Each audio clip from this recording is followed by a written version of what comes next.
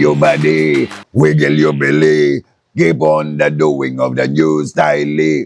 Pero bago ko na-achieve yung mga garalgal kong boses, inubo ako ng 1 month. Talagang ang sakit sa lalamunan. Hanggat sa parang yung pala ay lumuluwag na yung aking throat. We're doing a show for the people, mostly hear what's really people that most likely will watch. Right. You know, what we talked about, bringing, the joy and happiness to everyone.